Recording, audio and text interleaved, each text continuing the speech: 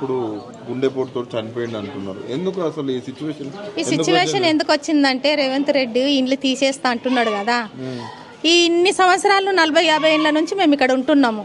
పిట్ట కదా పుల్ల తెచ్చుకొని ఎట్లా గూడు కట్టుకుంటుందో మేము కష్టపడి అట్లా గూడు కట్టుకున్నాం. ఇప్పుడు సడన్ వచ్చి తీసేస్తాము అని అంటే ఇది ఎట్లా న్యాయం? ఆయనకి న్యాయం అవుతుందా రేవంత్ రెడ్డికి? మేము ఎక్కడ పోవాలి? మాకు ఒకరొకరికి 4-3 పిల్లలు ఉన్నారు.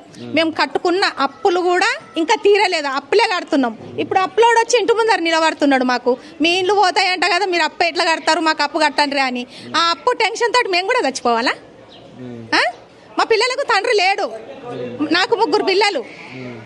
ఇప్పుడు వచ్చి ఇంటి ముందర కూర్చొని అప్పు కట్టు అంటే ఆ టెన్షన్ తోటి నేను కానీ ఇంకా ఎవరన్నా కూడా చచ్చిపోతారు. చాలా మంది ఇట్లనే చచ్చిపోతున్నారు. ఆయన ఈడికే ఆపేసేయాలి. మాకు డబుల్ బెడ్రూమ్ ఇల్లు వద్దు. ఇప్పుడు ఆయన చచ్చిపోవడానికి కారణం కూడా రేవంత్ రెడ్డే. ఎందుకు అంటే ఇండ్లు పోతున్నాయి అని అంటున్నారు కదా. ఆయన రోజు 2-3 రోజుల నుంచి వస్తున్నాడు పోతున్నాడు సెంటరింగ్ పని చేసేట ఆయన పనికి పోయేటోడు సడల్న చచ్చిపోయిండు. ఇదే బాధనే. ఏంద్రా ఇండ్లు పోతాయి అంటున్నాడు కదా, ఏం చేస్తామా అంటే ఏం చేయాలన్నా మనం ఇన్నేళ్ల నుంచి కష్టపడిన ఫలితం లేదు కదా. మేము 40 సంవత్సరాలు అవుతుంది ఇక్కడ వచ్చి. 40 సంవత్సరాలు అవుతుంది. 40 సంవత్సరాలు అవుతుంది. అదే మరి చెప్పాలి కదా రేవంత్ రెడ్డి సమాధానం మాకు. ఇట్లా చనిపోతుంటే కూడా ఎవరు కూడా పట్టించుకుంటలేరు, రావట్లేదు. ఎందుకు ఇట్లా అవుతుంది? మీ ఇండ్ల వరకు మేము భరోసా అని మాకు చెప్పాలి.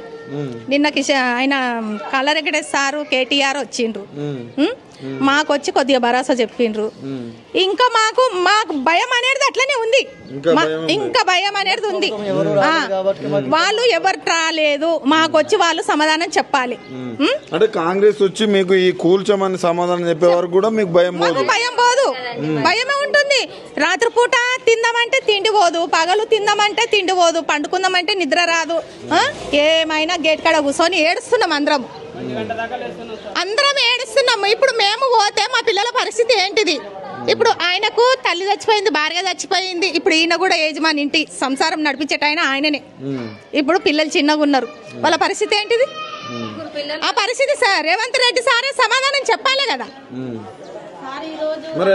ఏమంటున్నా ఈ మూసి సుందరీకరణ చేస్తున్నా, మాకు అవసరం లేదు, డబుల్ బెడ్రూమ్ మాకు వద్దు. మాకెందుకు డబుల్ బెడ్రూమ్ ఇల్లు? రోడ్డు మీద బిచ్చగాడు ఉంటాడు కదా, వానికి తీసుకుపోయి ఆ గూట్లో పెట్టమను. మేము కష్టపడి ఇండ్లు కట్టుకుంటాం.